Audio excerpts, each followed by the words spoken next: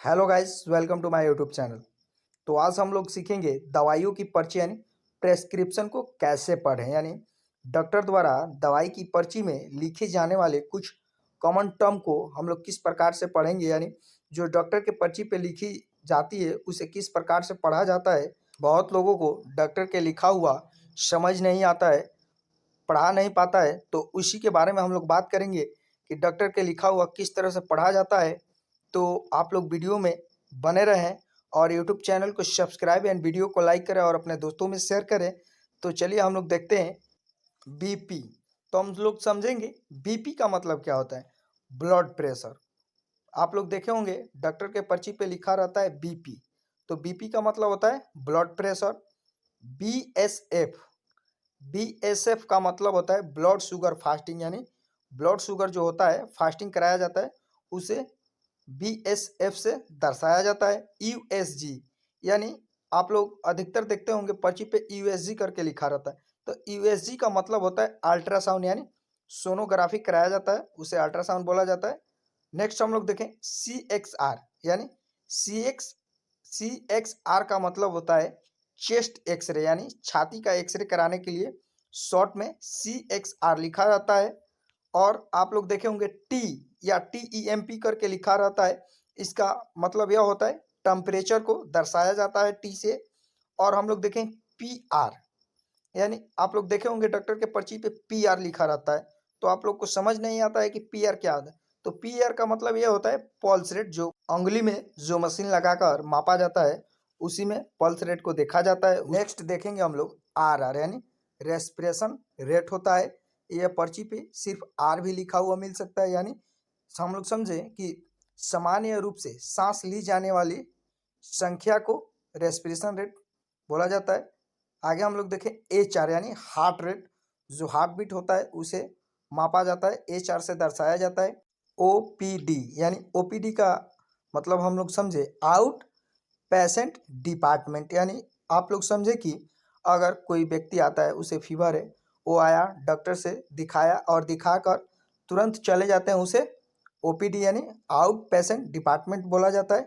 IPD हम लोग समझे, आईपीडी का मतलब ये होता है इम्पेटेंट डिपार्टमेंट, यानी आईपीडी का मतलब यह होता है कि अगर कोई पेशेंट आया और वह भर्ती ले लेता है, यानी अस्पताल में भर्ती हो जाता है, उसे आईपीडी बोला जाता है। नेक्स्ट देखेंगे हम लोग ओई। तो ओई का मतलब हम लोग समझे ऑन एग्जामिनेशन, यानी अगर कोई व्यक्ति जाता है और डॉक्टर से अपनी बीमारी के बारे में बताता है, उसके बाद से डॉक्टर बीपी देखते हैं, पल्स रेट, ऑक्सीजन, या हाथों से स्किन पे टच करके एग्जामिनेशन करते हैं। ऐसे मान लीजिए कि अगर आप जाकर बोलते हैं कि फीवर है, तो फीवर के लिए क्या करेंगे, थर्मोमीटर से बुखार को जांच किया जाता है, उसे ऑन एग्जामिनेशन बोला जाता है। नेक्स्ट हम लोग देखेंगे, यानी आगे हम लोग समझे आरएक्स, यानी आप लोग देखे होंगे हर डॉक्टर के पर्ची पे मेडिसिन लिखने से पहले आरएक्स लिखकर मेडिसिन लिखा जाता है। तो आरएक्स का मतलब होता है प्रेस्क्रिप्शन। हम लोग समझे यह एक लैटिन भाषा से शब्द लिया गया है जो आरएक्स होता है, यानी इसका मतलब यह होता है टू टेक, यानी इसे हम लोग समझे डॉक्टर जो भी कुछ लिखते हैं, यानी जो भी मेडिसिन लिखते हैं उसे को लेने की सलाह दी जाती है। नेक्स्ट हम लोग देखें टीएक्स, यानी ट्रीटमेंट। आरएक्स और ट्रीटमेंट एक ही बात हुआ, टीएक्स करके ट्रीटमेंट यानी जो मेडिसिन लिखा जाता है उसके बारे में हो जाता है। नेक्स्ट हम लोग देखें डीएक्स, यानी डायग्नोसिस, यानी डीएक्स करके लिखा रहता है, उसके बाद से जो भी जांच कराया जाता है डीएक्स के बाद लिख दिया जाता है। डीएक्स का मतलब होता है डायग्नोसिस, यानी जांच के बारे में लिखा जाता है। एच एक्स, यानी एच एक्स का मतलब होता है हिस्ट्री, यानी मरीज का हिस्ट्री का लिखा जाता है, यानी मरीज का जो भी हिस्ट्री होता है उसे एच एक्स करके लिख दिया जाता है। नेक्स्ट हम लोग समझे एस एक्स, यानी एस एक्स का मतलब यह होता है सिम्टम्स के बारे में। अगर कोई मरीज आता है उसका लक्षण लिखना होता है, तो एस एक्स करके उसके सिम्टम्स के बारे में लिख दिया जाता है, क्या क्या उसके दिक्कत है। आगे हम लोग देखें सी, यानी विथ। तो हम लोग समझे सी का प्रयोग किस लिए किया जाता है।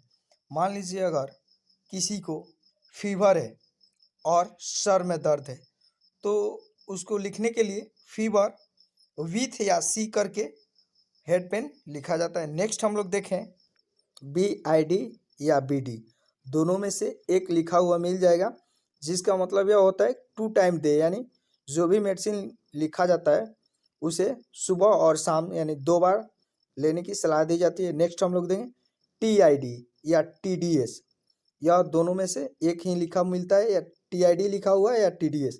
इसका मतलब यह होता है 3 टाइम्स ए डे, यानी दिन में 3 बार दवा लेने की सलाह दी जाती है।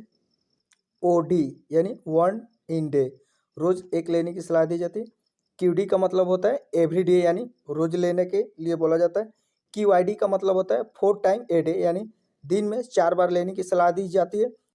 SOS यानी इफ नीड, आप लोग समझे कि SOS का मतलब यह होता है कि अगर दर्द का दवा दिया जाता है तो बोला जाता है कि दर्द हो तभी लेना होता है, उसे SOS बोला जाता है। नेक्स्ट हम लोग देखें HS और BT, यानी दोनों में से कोई एक लिखा होता है, जिसका मतलब होता है बिफोर स्लीप, यानी डिनर के, रात में जो डिनर करते हैं उसके बाद या सोने के 1 घंटे पहले।